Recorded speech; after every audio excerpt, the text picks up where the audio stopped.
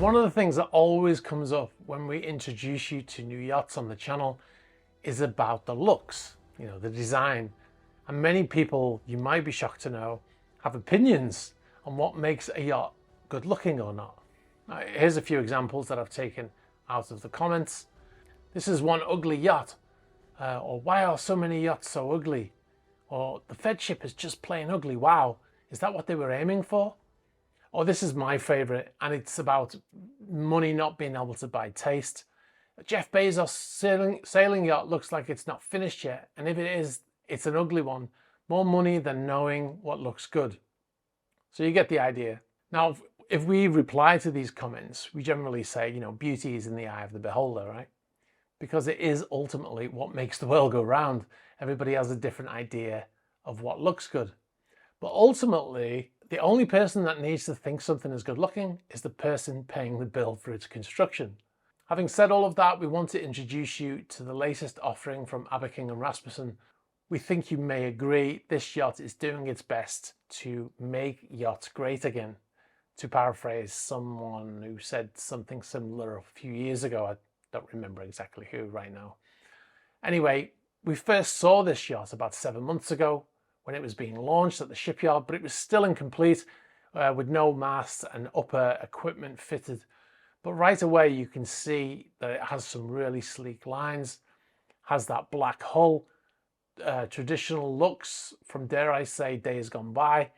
And if you're a long time viewer of the channel, you might know that my personal taste is more traditional looking yachts. So this one really is pleasing to my eye, at least. The straight bow, the dark hull, the bulbous bow section even reminds me of old iron riveted hulls for some reason. Now the yacht's name, however, may leave you with some questions. It certainly did with me. The yacht has been revealed as Motor Yacht Liver or Liver. I'm not quite sure how you say that. It probably has some meaning in another language, but I'm not even sure how to pronounce it. This is the largest super yacht ever constructed at Aberking and Rasmussen in Germany at 118 meters or 387 feet. Now, according to Aberking and Rasmussen, the yacht employs a sophisticated diesel-electric propulsion system designed for exceptionally quiet operation during navigation and maneuvering. Now, interestingly, they didn't opt for the Azipod system, which generally provides those things better than traditional twin-screw design. But this is a traditional yacht, so it seems that they've gone for the traditional layout. In the tender garage, they've impressively managed to fit a 16-meter day tender in the lower deck tender garage, which is on the aft section of the vessel. And then the second tender garage, which is on main deck forward, accommodates 3 more boats and even has room for a Triton submersible for up to 7 people. Plus they've got the other standard water toys like jet skis and bikes. I know that's not a water toy, but they've got bikes in there as well, and dive equipment. Now, other features on the boat includes a Neptune lounge, offering an underwater view through a massive 3-meter underwater window. Now, I've worked on a boat that had one of these lounges. It's a very small room. I'm a little bit claustrophobic. The only way down to it was in this tiny little elevator. And then if that elevator didn't work for any reason, the only way to get out was through a hatch in the deckhead, and then a ladder, an emergency ladder back up to the main deck. So it was great when you were down there, but I wasn't a big fan of being in that little tiny room. Another feature on the main deck is a mobile 12-meter by 4-meter pool. Mobile meaning that it goes up and down, not that it moves around the deck. And it says it's capable of being elevated to the upper level. The vessel also has a crow's nest, which, if you're old school, you'll know that they used to have lookouts in a crow's nest, most famous one being the Titanic, I suppose. Iceberg, right ahead! But they have this as for the guests. It's not actually at the top of the mast, it's at the base of the mast. And it's generally for the owners and family to stand outside and take in the view. But I mean, all vessels have a panoramic lounge where they can do that, take in the view. But this is, this takes you outside and you get to smell and feel the weather and all that kind of stuff. So it is a lot better to be outside. I've also been on vessels that have this type of thing as well, and it is a really great place to stand. Now, the vessel was designed by Joseph Durand Architecture in Paris, and he said about this design, he said, "I wanted the boat to be timeless, elegant, pure, classic, contemporary with a large amount of outdoor space to be immersive with the surrounding landscape. And this is exactly what I see when I look at it today. The black hull is really spectacular and looks completely monolithic. All right, so what we're going to do now is we're going to play a video. Now, there was originally a video on the Abiking and Rasmussen YouTube channel website. We've re-edited it a little bit, mainly just because we didn't want to play it on the channel because the music would demonetize the video. So we've added our own music, which is very similar in style, but we've edited it a little bit more. So let us know what you think of the edit. We will, of course, put a link to the original video in the video description here to the Abiking and Rasmussen YouTube channel. All right, so in the video, you will see 2 round barrels on the forward deck as the camera passes over that area.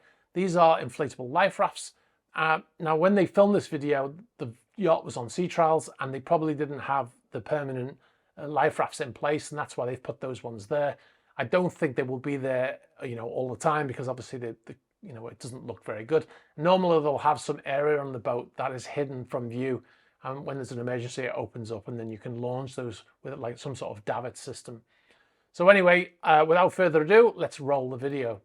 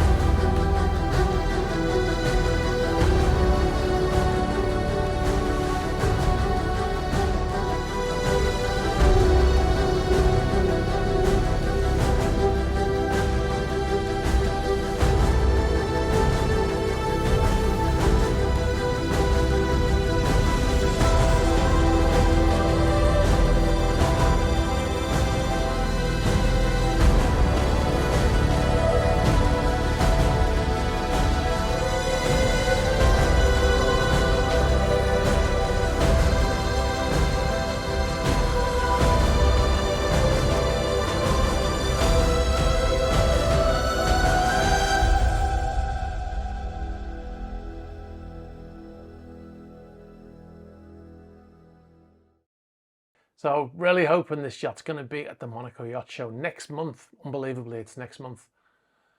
All right, so let us know in the comments, as if I had to ask, what you think of this vessel. Do you agree with us? Do you agree with Abiking and Rasmussen? Is this elegant and timeless? It would be really interesting to read the comments. And also let us know what you think of the format of this video. Do you like this? Would you like to see more of these videos? Something we're trying out. Also, please put comments in the comments section. And as always, if you've enjoyed the video, hit that like button and hit that subscribe button as well. We're almost at 250,000 subscribers, which just blows my mind. But if you haven't subscribed and you've watched more than 3 videos, I think it's time to hit that subscribe button. It's free for the rest of the month.